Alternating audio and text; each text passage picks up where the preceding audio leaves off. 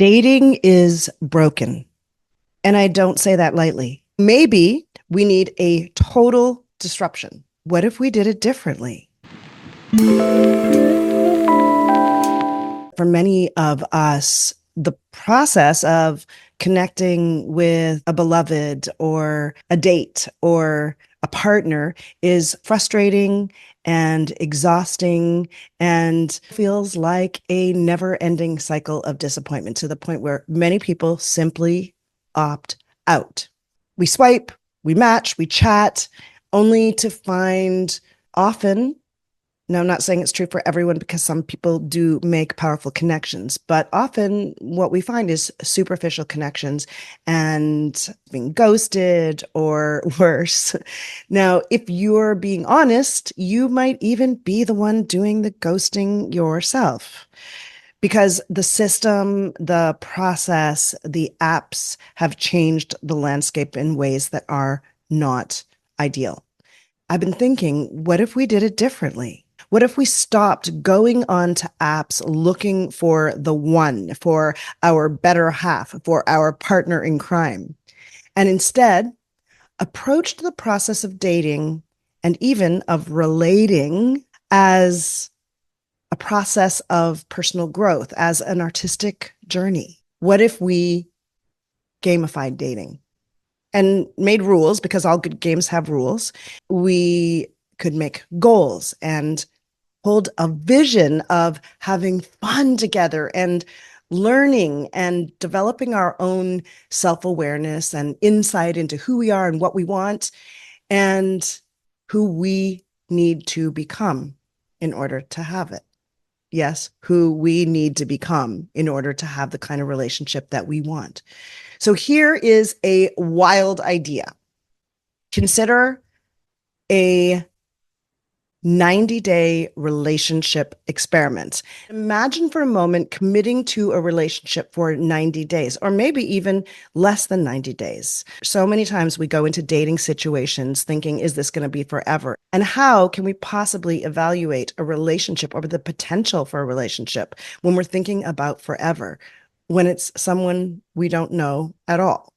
So imagine the idea of a relationship trial period, but where both people agree to, for some period of time, in some co-designed context, to put in the effort to focus on growth, to bring yourselves fully, authentically, and honestly to each other, to see if there's something real worth pursuing. With that as a goal, secondary to the primary goal of practicing relationship and learning what you want and how to have it. Because for the most part, we have forgotten, if we ever knew how to relate to each other, how to have a powerful relationship where honesty and communication was at the center. Now, I'm a communication skills coach, a speaking coach, but also an embodiment coach who's committed to epic love for you, for me, for the world, in all of its forms.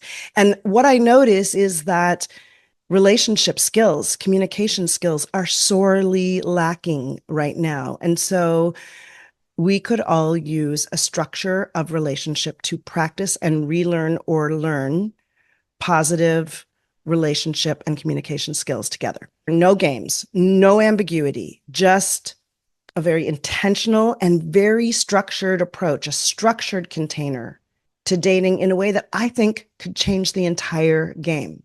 If you're intrigued, let's talk more.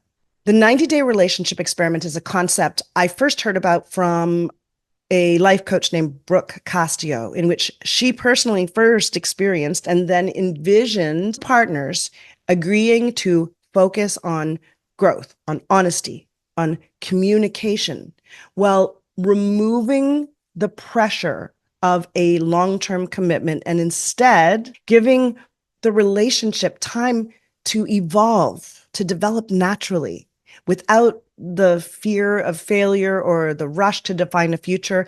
Because who hasn't had that experience of holding back because you don't want to hurt the other person when you realize that maybe it's not right, or because you're afraid of getting hurt, or bringing an inauthentic aspect of yourself because you become attached to the idea of a future that is completely in your head. In this relationship experiment concept, we can talk about whether it's 90 days or 30 days or some combination. In Brook Castillo's, she defined 90 days in which both partners would be together, bring themselves fully, and then evaluate the relationship at the end of the time period to decide whether to continue, if it needed some adjustment, or simply to bow and end it amicably. The NY or New York, I'm not sure which it is, Tantra community also offers a version of the 90-day relationship. I'm not sure if they got the idea from Brook Castillo. I personally believe in attribution, so I'm acknowledging that first I heard about this from Brook, and then I heard more about it from the New York Tantra community. And I haven't done either of their programs, but they're both hitting on something in me that feels true and possible because I'm someone who loves containers, who loves intentionality. But in their version of the 90-day relationship, their approach is a little bit more rooted in tantric principles because that's what they teach. But the 90-day relationship experiment in that community is a structured exploration, first as a group of connection games. And then they follow it by a series of short-term 1 to 2 week relationships with people in the program in order to explore a variety of different dynamics, different communication styles, different desires, different needs, and to practice communicating what you're looking for, to explore various types of communication, interactions, and connections, to practice intimacy, and to experience emotional connections. And then after that second month of 1 to 2 week relationships, there's a final phase and the possibility of a 30-day relationship with one partner. Now, in both examples, in Brook Castillo's example, in NY Tantra community's example, people use the structure of 90 days in some form or another to focus on deepening their connection, to practice resolving issues, to learn skills like repair and deepening, to explore what works in relationship and also what doesn't before deciding if they want to continue the relationship long term. Now, how different is that from our standard modern dating culture in which we see a picture and we swipe left? We have a conversation, we swipe left because we're looking at it from the perspective of evaluating an unknown person for some long-term situation. No, so if we take that off the table and instead describing and defining what it is that we each want in an open conversation with open communication in order to explore and test compatibility at best, or at worst, to simply practice our relationship skills. So the key concepts of a 90-day relationship experiment, as I'm imagining it right now, is that first of all, there is a commitment period where the two partners define together a period of time that they think will serve them. So it could be the full 90 days, or it could be a couple of weeks, or it could be a month.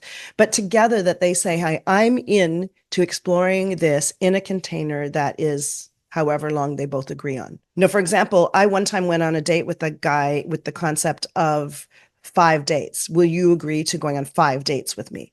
Because I noticed that I was never getting past one date because I was making fast judgments before I even really knew who the person was. And so that was a container that I initiated and created and experienced with someone. Well, in the context of the experiment I'm proposing here, the two partners decide on a period of time that they both feel good about, that they're both going to put their full effort into their relationship, with the understanding that they'll evaluate it together at the end of that time period.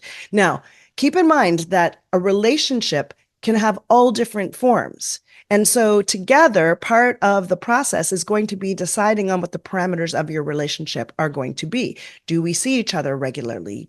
Is there physical interaction? Do we get together in person certain number of times? And that's all part of the practice as I'm imagining designing it. The key thing is that communication is needed all the way through the process in order to First, get to an agreement about what the time frame is.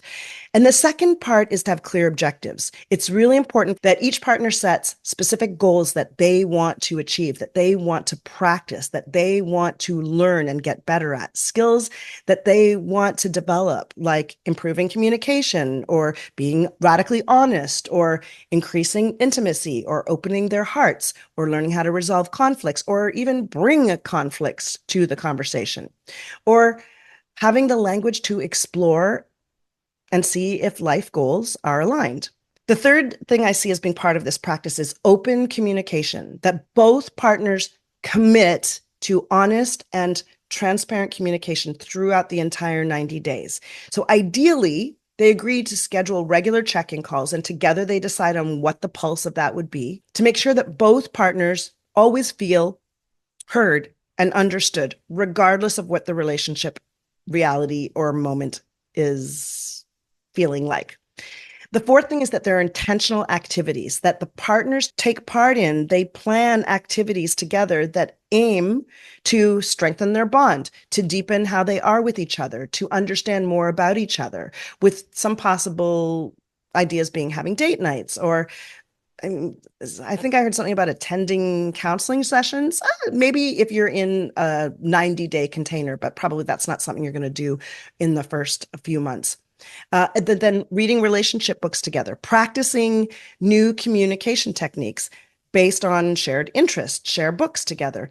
I would say also learn about each other, do things like the erotic blueprint, understand each other's Myers-Briggs, talk about different personality types, different desires, maybe each one sharing a passionate hobby with the other. The fifth thing is reflection and evaluation. I've already touched on that a little bit, but at the end of 90 days or the period of time that is agreed upon for sure, but maybe even along the way, that the partners agree to reflect on what the experience was like in an honest way, to reflect on what personal progress they made on their goals, what challenges they faced, and then whether the relationship has been fulfilling or sustainable.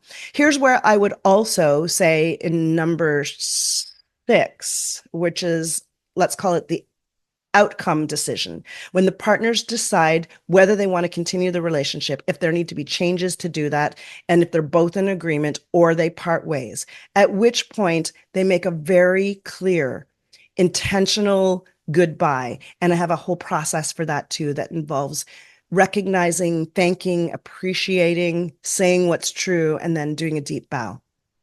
All right, I'm going to pause there and come back later to do the rest of it, because I have a coaching call to do right now. So we'll see you in a few minutes. I'm back, and now I want to go through the overview of the program as I'm envisioning it now. This is an idea that is emerging, that's evolving, and I want your feedback. How is this landing with you so far? Let me know what parts sound like they would be interesting. Let me know what you think as I go through this. Some of this is going to be a little bit redundant, but I want to name some of the aspects that I would want to incorporate into this process. Now, this is a process that I might just do myself first, and then I might invite other people into doing it as a collective. I could even walk people through it as partners. So first, defining the experiment, defining the container, recognizing the purpose and the goals, and making a mutual agreement to participate. That means you have to identify the elements that you're agreeing to. And if I was to help people with it, I would help them define and clarify what the different agreements they would be making together. Then the second part, again, is setting goals and expectations for how you're going to behave with each other, how you're going to communicate with each other, what kind of involvement and time you're going to spend together, and what that might look like. It would also be the time period in which you would discuss any fears or concerns about the experiment, and you would share them back and forth together. The third thing is getting really clear about the details of the experiment, creating a timeline with milestones, whether you're going to have weekly check-ins or monthly progress reviews, how you're going to set that up in a way that hopefully also has some fun to it. Speaking of which, you're going to also plan intentional activities, date nights, weekend getaways, shared hobbies, and set some expectations as to how you're going to implement that. And then having a communication plan, including conflict resolution commitments and strategies and ways that we can hear more, that we can listen more. I kind of imagined this being something that I would coach people in through a process so that people are having the deepest experience of what this experiment is like. Communication strategies would be central to the experiment. Again, this is all forming, and it may be that this is a group program that's evolving, or it may be something that I coach to people who agree to create a container for their own dating in going through the process. Then we talk about how to handle difficult conversations, how to handle disagreements. And then again, planning all along the way, regular check-ins to discuss feelings and progress and concerns. And then intimacy and connection. It's going to be super important in an unusual relationship container like this that you get really clear upfront what it is that you want and what you're agreeing to in terms of the timeframes. And it may be that for the first month, you agree to a certain aspect of intimacy and connection. Maybe for the first month, you only talk on Zoom, or maybe for the first month, you only have non-intimate public interactions. Maybe you go straight into physical intimacy, but part of the experiment is the practice of having those conversations. And I have structures through which we can talk about what your desires are, what your boundaries are, what your expectations are, what the meaning is. You're going to then plan activities to strengthen the emotional and physical intimacy, regardless of or inside of the container of your collective design, and then explore different ways to express love and appreciation, understanding and having conversations about your love languages, and finding ways to have your love language expressed and known and met, and then practicing giving the other person experiences that are in line with their love language. And then practicing conflict resolution, which is something that mostly we do not do in our relationships, to identify the common sources of conflict in the relationship so you can name them and then have strategies for resolving those disagreements without escalation, and practice what it means to resolve conflicts in a safe container, in a container that you are explicitly in exploration and experimentation on. That means that if this relationship doesn't end up continuing beyond the container, you're still going to have developed these skills that you'll take into your next partnerships. We're going to consider this all in the realm of personal growth and self-reflection, knowing that all relationship is an opportunity for us to grow ourselves, to grow our capacity to be open-hearted in love, to be fully expressed as our authentic selves in relationship to another. And then the evaluation and reflection process is going to be explicitly agreeing to, regardless of what happens in the relationship, committing to going all the way to the end of the container, at which point you will schedule a final review to evaluate the experiment's success, to talk about what worked well, what didn't work, how you're feeling, and what you want next, to reflect on the progress you made individually and collectively, to celebrate what you learned, and to evaluate whether you want to continue as is, make some iterative changes, or bow and complete.